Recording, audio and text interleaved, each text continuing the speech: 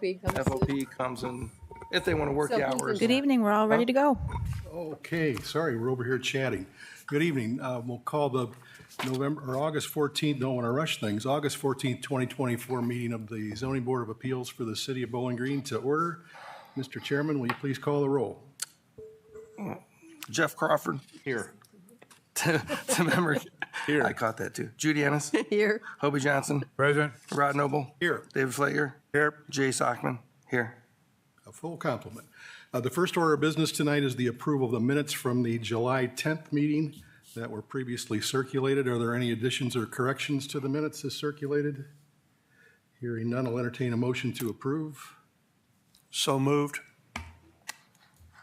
Who's that, Jeff? Second. No, I think it was Dave. No. Okay, so David Flager Dave moved. Flager moved and Jeff Crawford, second. second. Okay, as we said, moved by Mr. Flager, second by Mr. Crawford. All those in favor say aye. Aye. Opposed?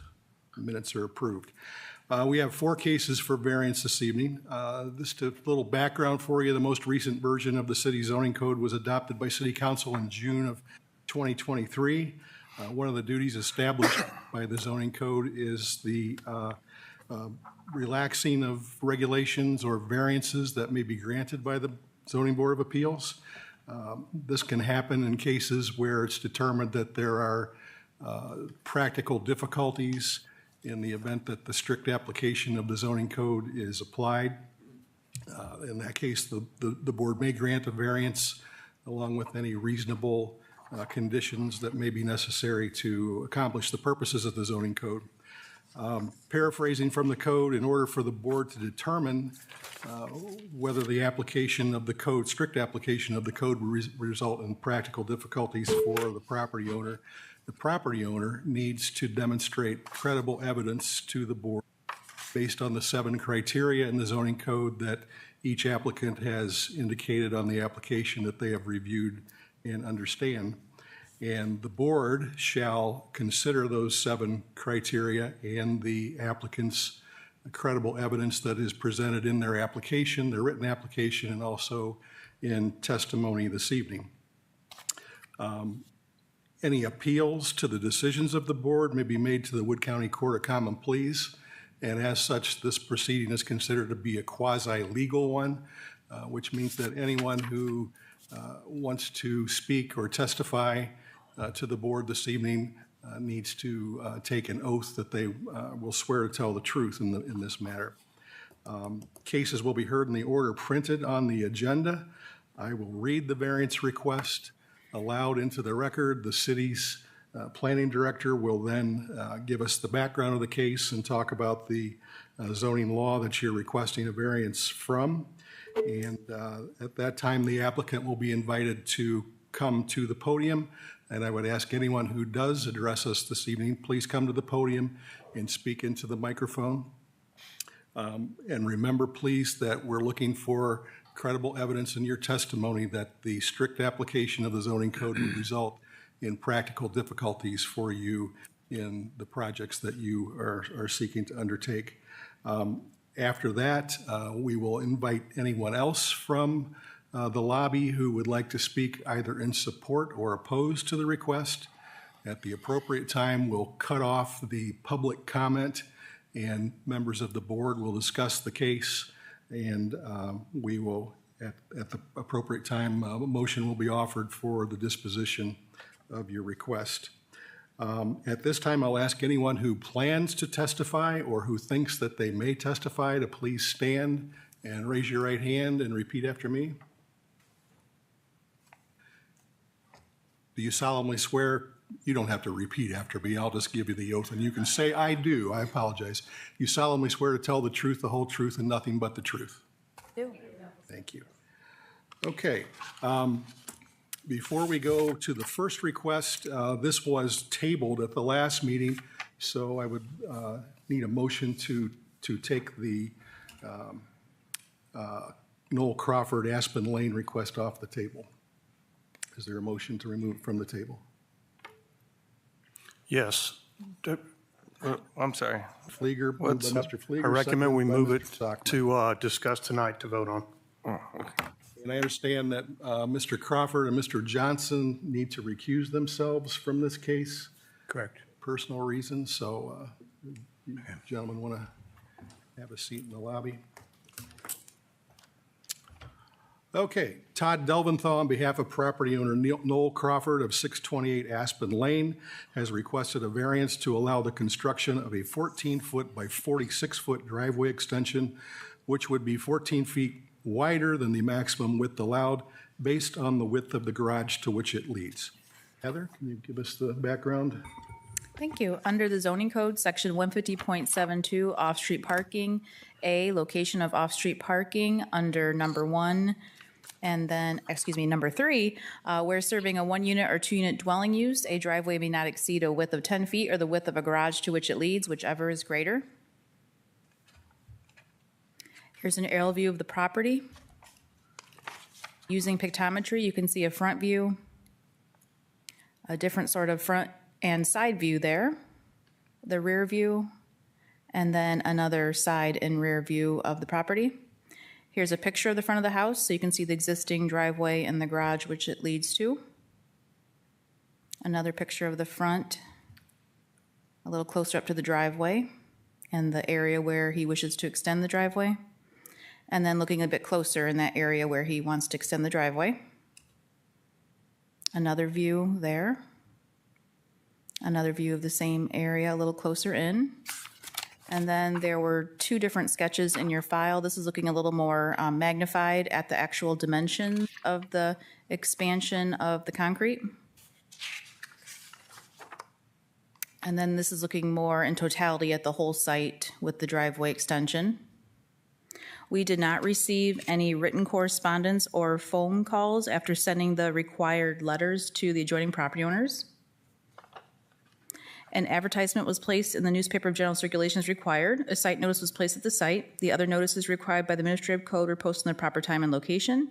A letter was mailed, first class mailed to the tax mailing address of the owner and adjoining property owners. Therefore, all the procedure requirements for the hearing have been met. Thank you. Mr. Delmenthal, would you like to address the board? I would. Step forward to the podium and come up with me. Certainly.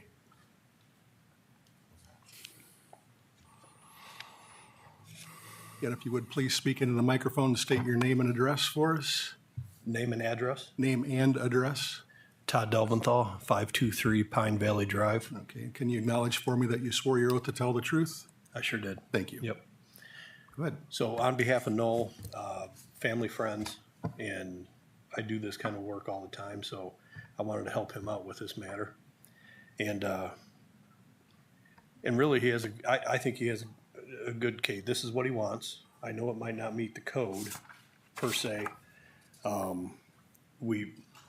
But I do think also looking at a lot of different variances that were granted is that one thing with Noel is that they do have a lot of distance between the neighbor.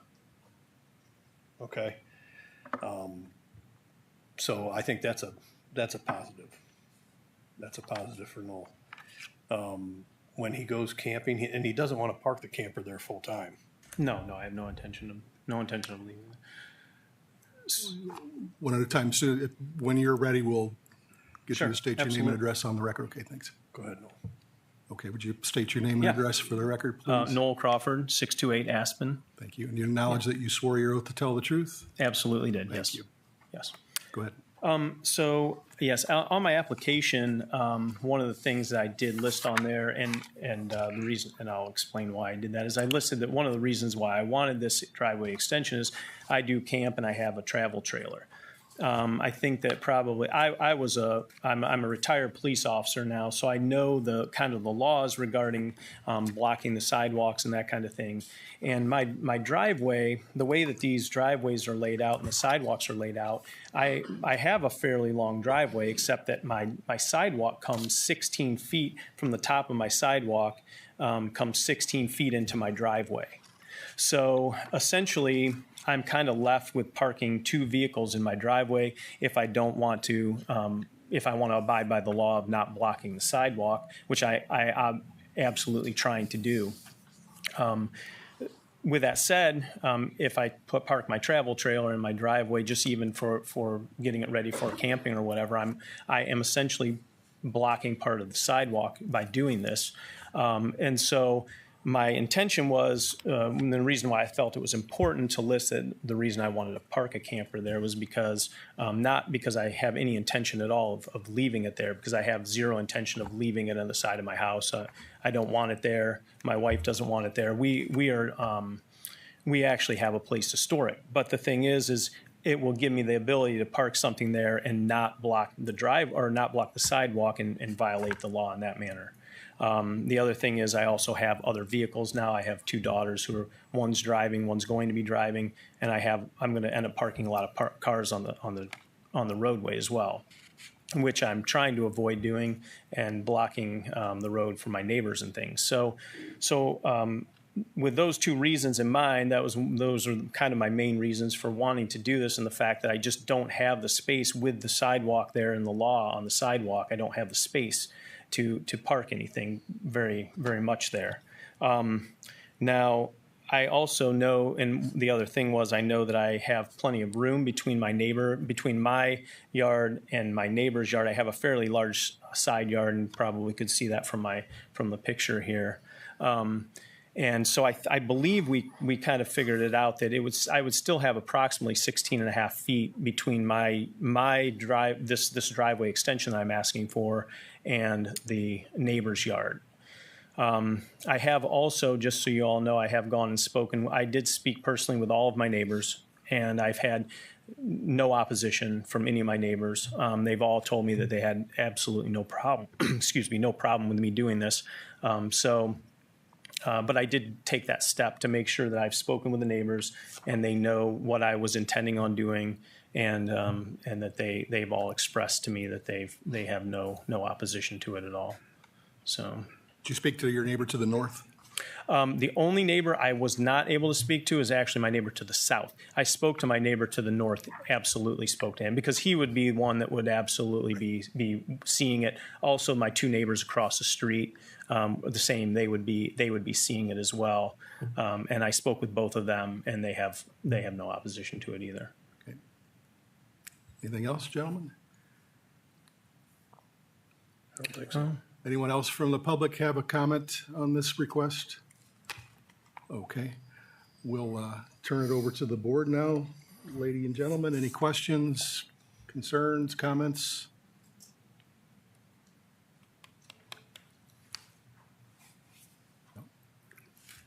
Okay. Anyone want to make any final observations about what you're thinking?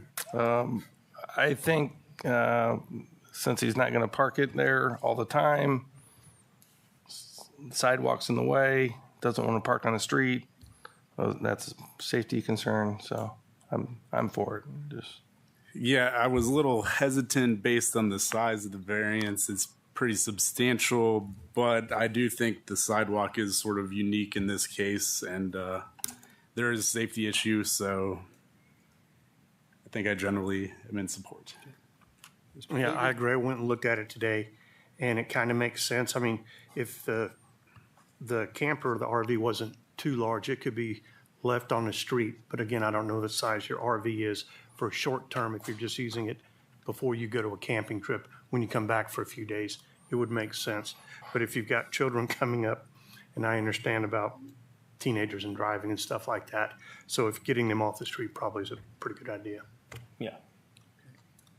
Mr. Johnson? No, I'm sorry, Ms. Ennis? No, my vote will be my statement. Okay. All right. Entertain a motion if there's no more discussion on the merits. I so move. Seconded. All right, it's been moved by Mr. Sockman, seconded by Mr. Flieger, that the variance request be approved as submitted. Any other discussion? Okay, will the secretary please call the roll?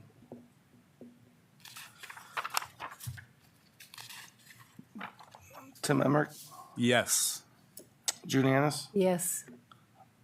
Rod Noble, Yes. David Flager, Yes. Jay Sockman, yes. Your variance request has been approved. Please just see the planning department to get the necessary permits before you get started. Thank you for your time. Thank you. Okay, gentlemen.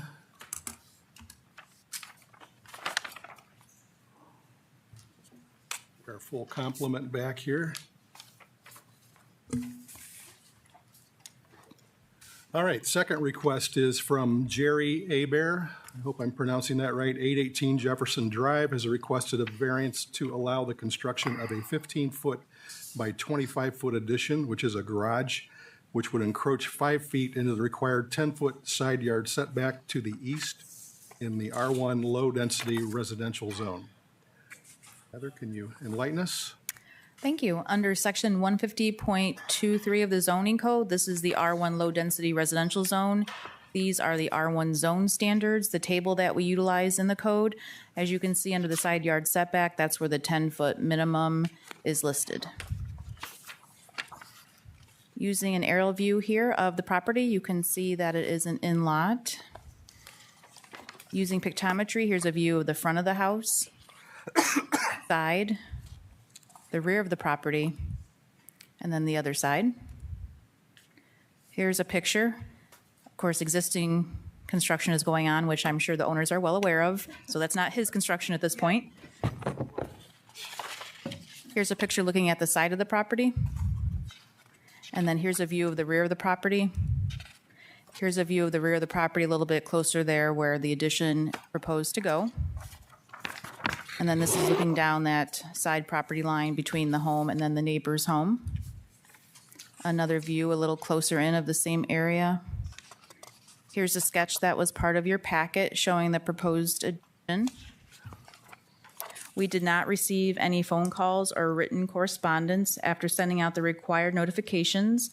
I did give you a copy of an email that we received from the owner that I assume he will be reviewing today, but I wanted to give you a copy of that and then the pictures that he included. An advertisement was placed in the newspaper of general circulation as required. A site notice was placed at the site. The other notices required by the Ministry of Code were posted in the proper time and location. A letter was mailed first class mail to the tax mailing address of the owner and adjoining property owners. Therefore, all the procedure requirements for the hearing have been met. Thank you. Mr. Abear? Yes. Am I pronouncing that right? Yes. Okay, good.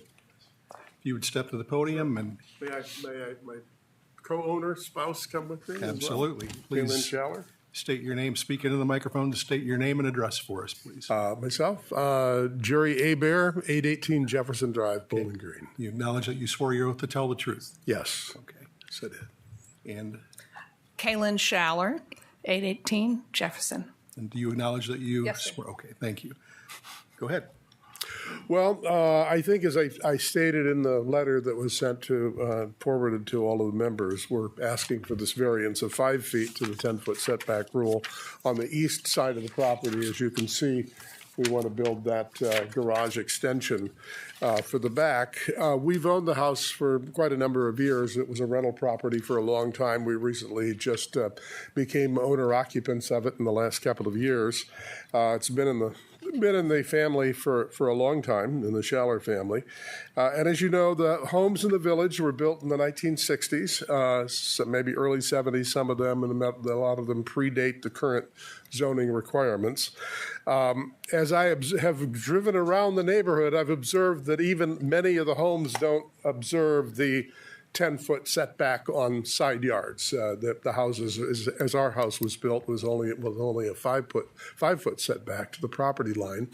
The corresponding neighbor's house on the east side, I think they have about 7 or 8 feet.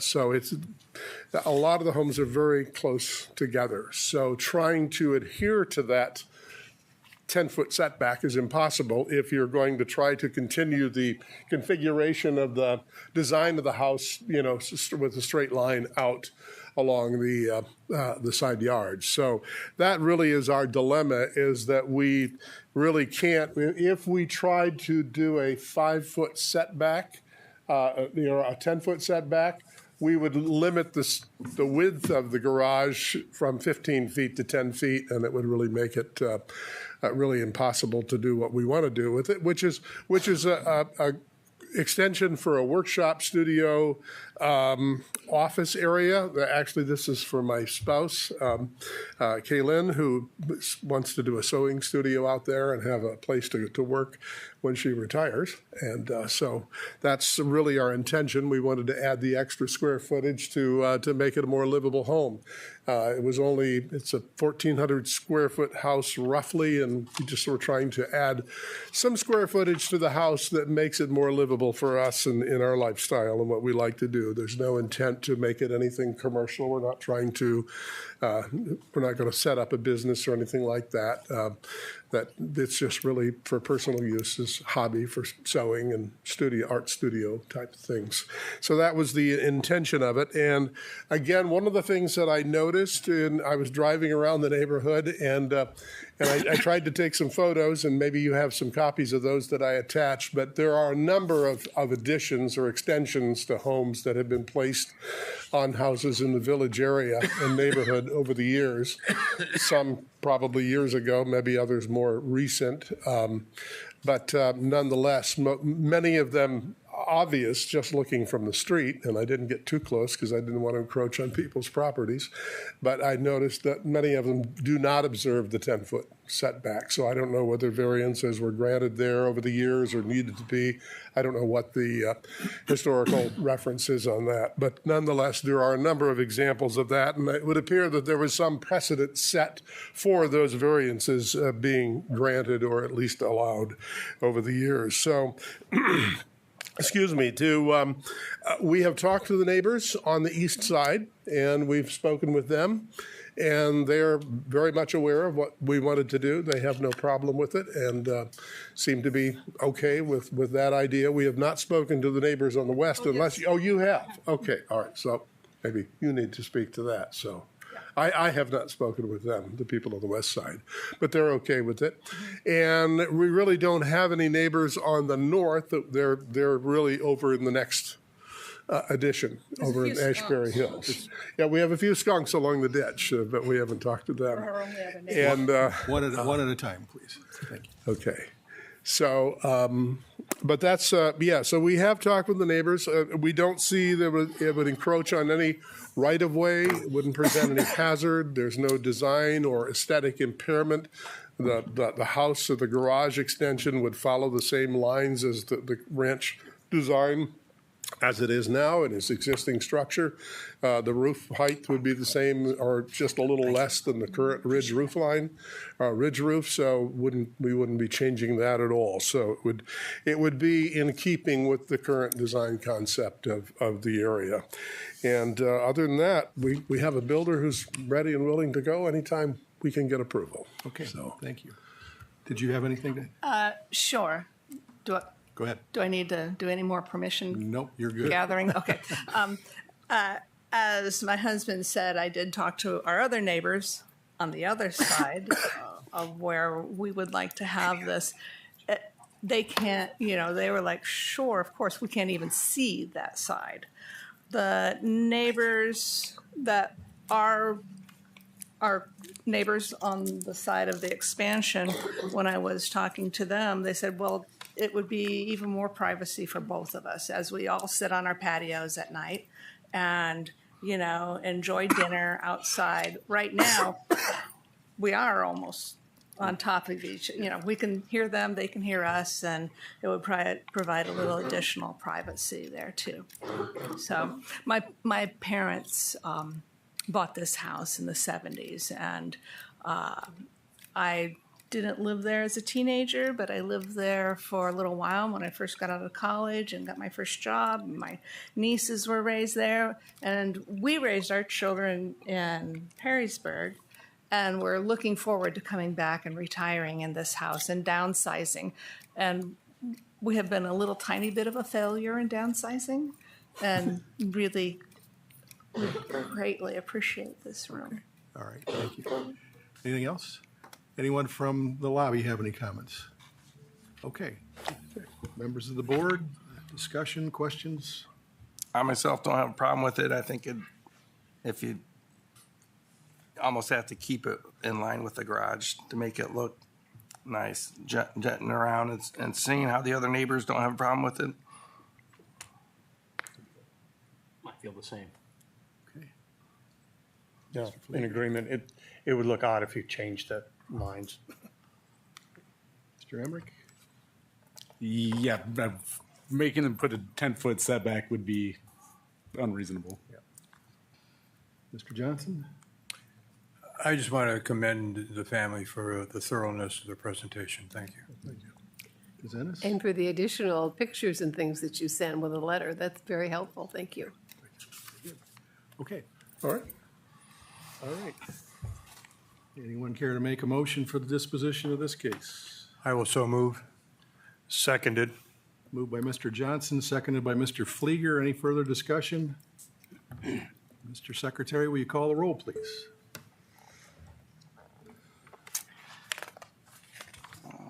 Hey, Judy Ennis. Yes. Kobe Johnson. Yes. Rod Noble. Yes. David Flager. Yes. Jay Sockman. Yes. Jeff Crawford. Yes. Tim Emmer. Yes. Very good. Your variance has been approved, and please see the planning department to get the permits before you get started, and good luck. Thank you. Thank you very Thank you. much. Appreciate Appreciate it.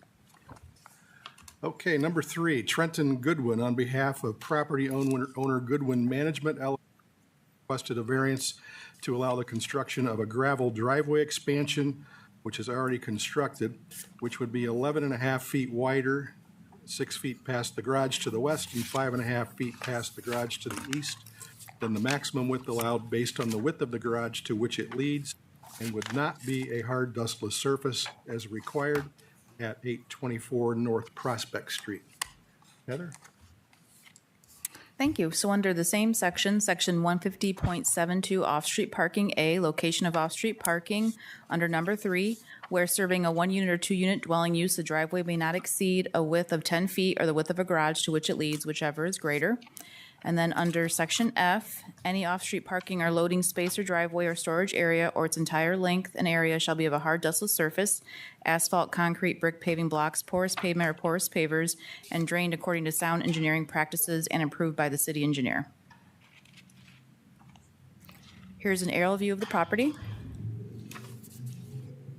And then using pictometry, here is a view of the side of the home, which is off an alley and also a corner lot. Here's the front of the home. Here's the side of the home. And then it has a very small rear yard that you can see here. And then here's looking at the corner of the home. Another front view facing Prospect. And then here's a picture closer up to the driveway off the alley. And then here you can see that one stone pad there. And a little further back you see the other stone pad. And this is a closer up view. Another view of the car in the driveway. And then here's looking at the rear of the property with that stone area. Here's a picture that was part of your packet, trying to give the best dimensions we could there of both of the stone areas. I also gave you a memo just to give you the history of the expansion. So the background information regarding the request for the expansion of the driveway was included. The driveway was widened with stone prior to obtaining a permit or variance. On June 28th, 2024, we received an email from a resident asking if there had been any permits issued for this address where new stone had been added to both sides of the driveway. On the same day, Jason Westgate, the code enforcement officer for the city, responded after confirming there was not a zoning permit for the work to be done at this address. A letter was sent to the property owner stating that a permit was required. Then on July 17th of this year, a second notification letter was sent to the property owner after not receiving a response. And then July 19th of 2024, the property owner, Trenton Goodwin, came into the office to discuss the situation with Mr. Westgate. He explained to him a permit is required first in order to do any of this type of work, and using a stone as a driveway or for parking is not allowed per the zoning code. He informed Mr. Goodwin that the stone area needed to be paved and a variance is required to increase the width of the driveway past the existing garage. He also stated the lot coverage would need to be calculated to make sure it's within the 70% maximum in the pedestrian residential zoning. He applied for the variance while at the office the same day. We did receive an email after sending the required notifications. We did not have any phone calls, just this one email that I will read into the record. It is from Timothy Harris, sent Tuesday, August 6, 2024 at 2 p.m. to the Planning Department general email, subject variance request. I'm contacting you in response to a letter I received regarding a variance for a stone driveway at 824 North Prospect. I received the letter as I own the property at 905 North Prospect, which I have used as a rental property since 1990 and has had a family in the house for about 10 years. When I bought the property, it had a stone driveway, but I had pavement installed. I bought 2 other properties in the first ward, Baldwin Avenue, and they had stone driveways that I had paved. I understand grandfathering a stone driveway, but when it will be expanded, I think it should be paved and adhere to the ordinance. Since the property is owned by a LLC, I assume it is a rental that will have multiple tenants.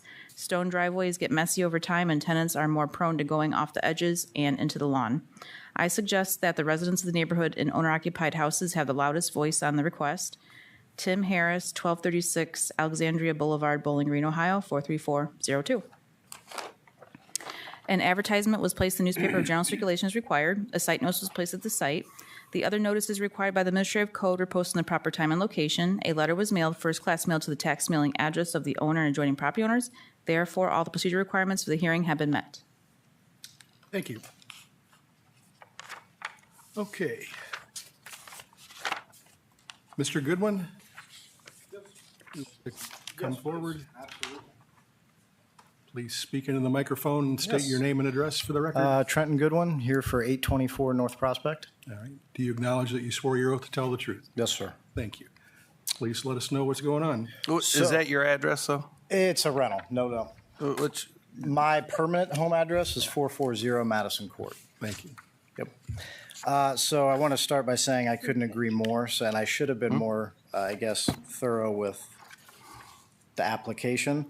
I do want to concrete it. So I think when we first had the discussion there in the office, we talked about leaving it what it is, but I actually do want to concrete the driveway if you guys do approve the variance. So that would be an altercation, I guess. Because what the neighbor gentleman said is I do agree.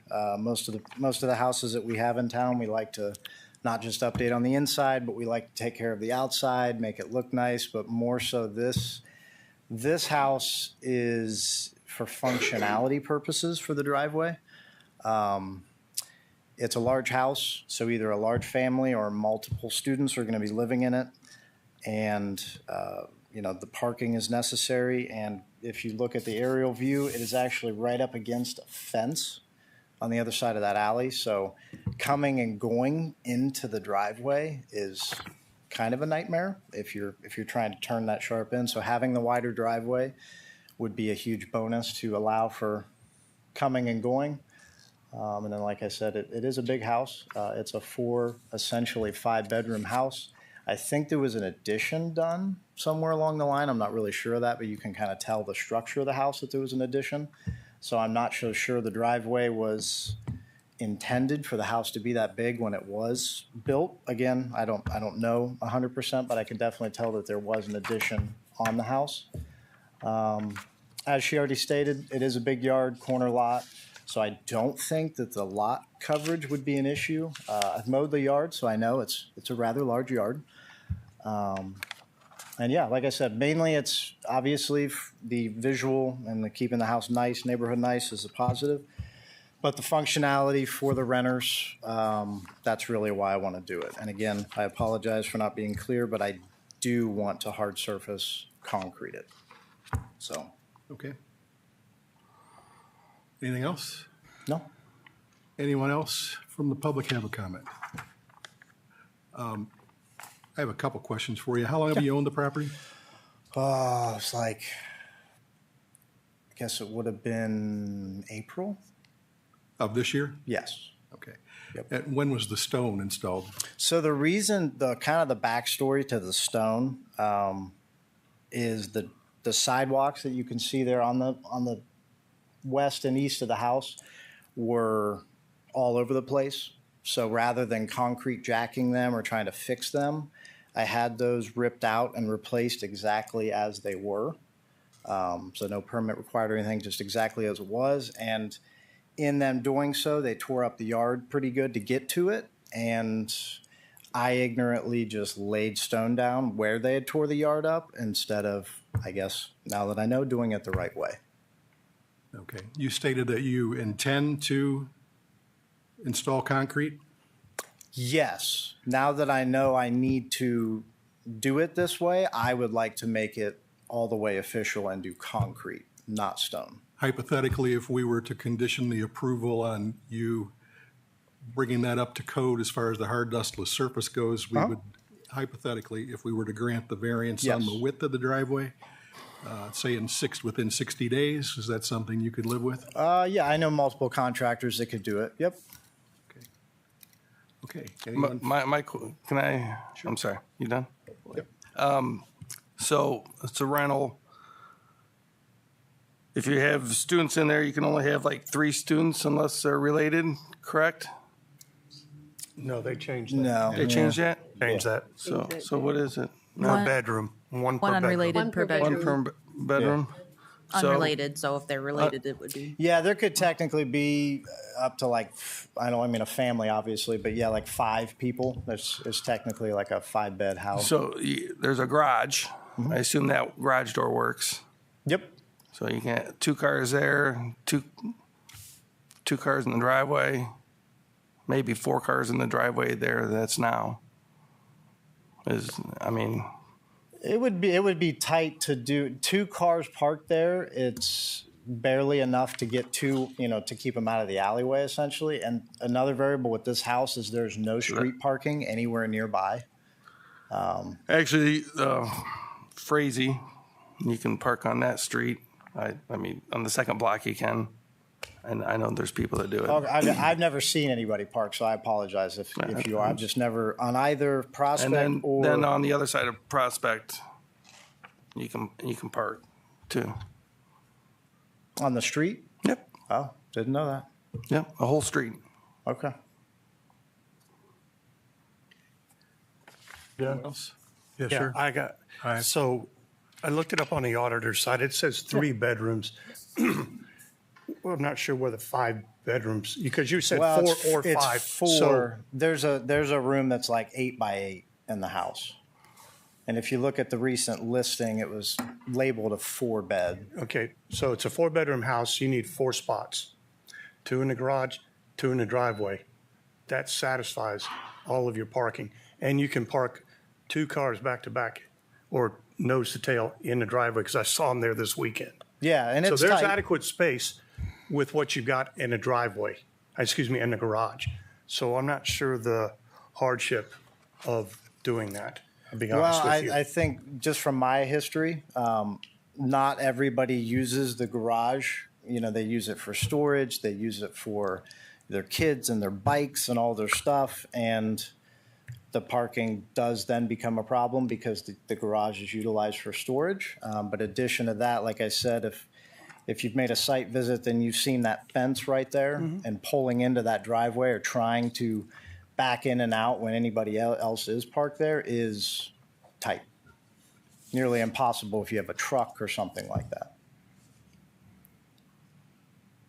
Anyone else? Questions? Question about my concern for hard surface now that's going to be added. Have you considered the impact on water runoff and where that water would be going? I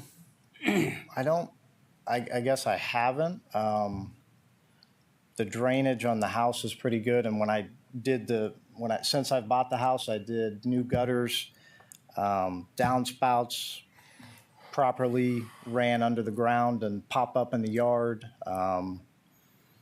But I mean, as far as I don't know the runoff calculations, and I do not.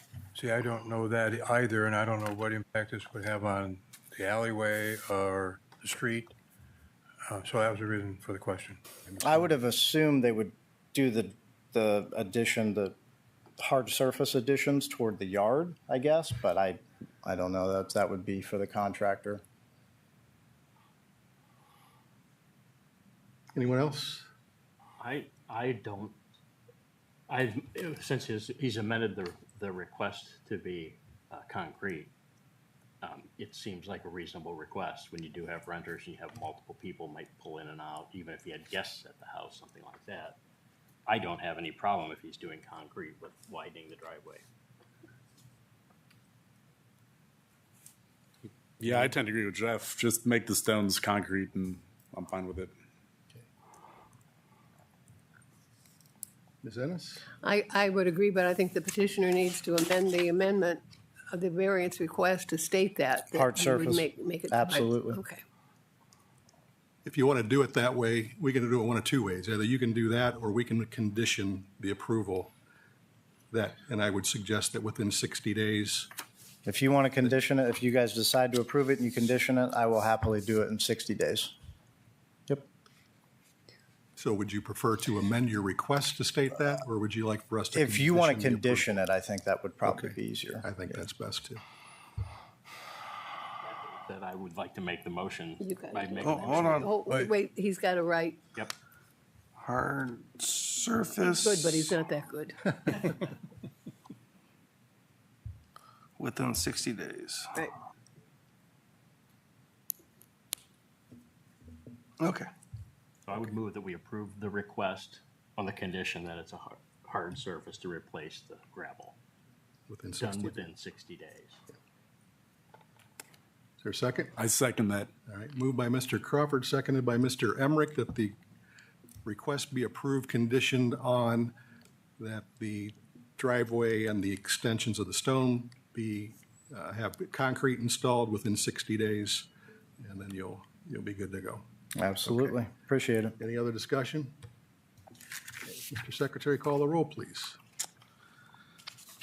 Hobie Johnson. No. Rod Noble.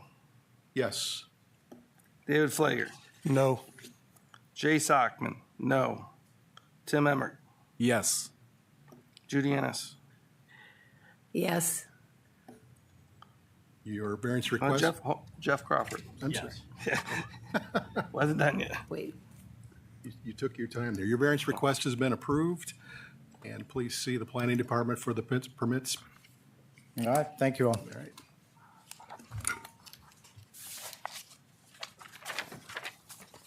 And finally, I'm going to say Raquel Joaquin, is that correct? 819 Lafayette Boulevard has requested a variance to allow the construction of a driveway extension approximately 202.5 square feet in area, which would be 9 feet wider than the maximum width allowed based on the width of the garage to which it leads. Ms. Joaquin, am I pronouncing that right? Okay, if you'd like to step forward and speak into the microphone and. Go over the particulars.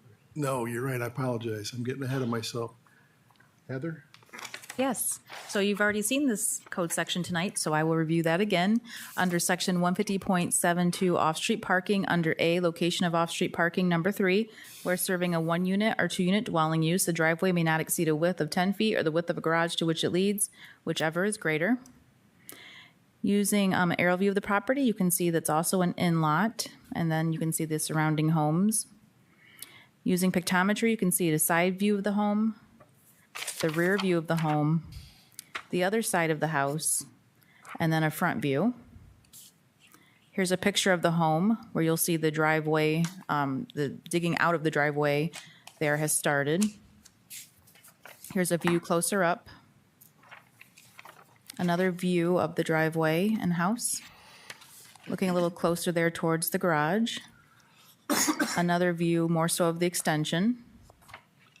And then this aerial view or picture was part of your packet that was submitted. And then looking in a bit closer, there's the existing driveway and the proposed extension. Again, that was part of your packet. And I apologize, we had the last name, I think it was just a typo where we used the J, U, or J-O, so we apologize.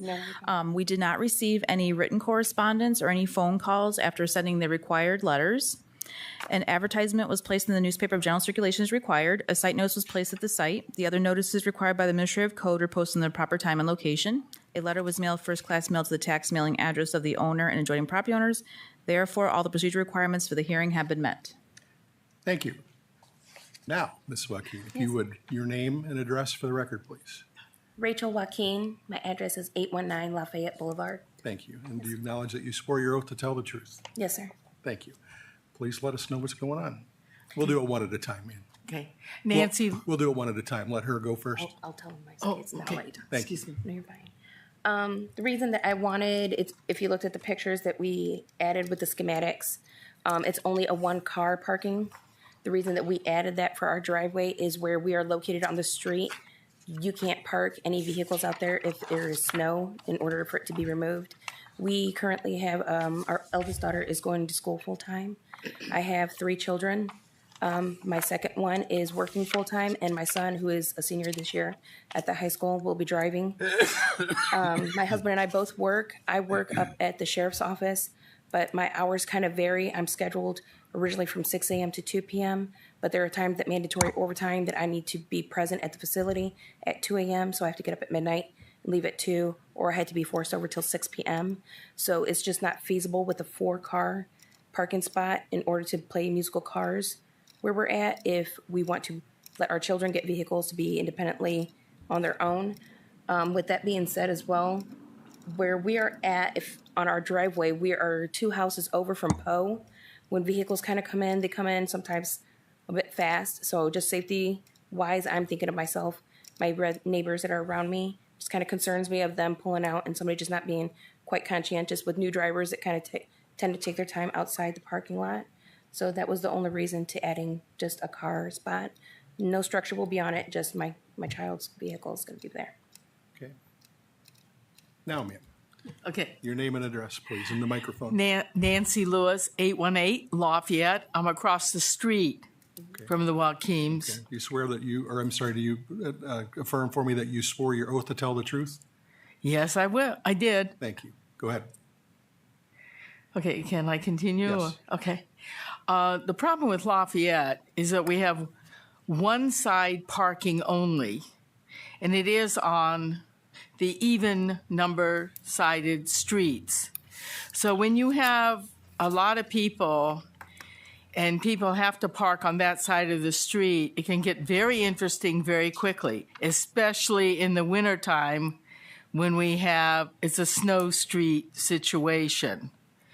So I'm actually for them having that one little place to park, and down the street about a block, there is another house that has an extension. So I'm saying, yes, go for it. Okay.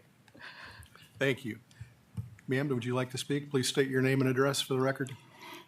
Catherine Tabor, 822 Lafayette, and I am right across the street. So Do you acknowledge that you swore your oath to tell the truth? So there are times if they're parked on my side of the street, it's hard to see cars, especially if they're coming from Poe when I'm pulling out the driveway. So I would really like them to be able to park in their driveway. Okay. Thank you. Anyone else from the lobby have a comment? All right. Fellow board members, anyone have any questions, comments? Mr. Chairman, I, like probably the rest of us, went into the neighborhood and noticed that there are, in fact, other homes in the neighborhood that have the same accomplishment, and so it's not out of place. Okay, thank you. I don't have a problem with it. Only thing I have a problem with is that it's already preformed, but that's just my opinion. Ms. Ennis? Judy? No, I don't have any problem with it. Mr. Emmerich?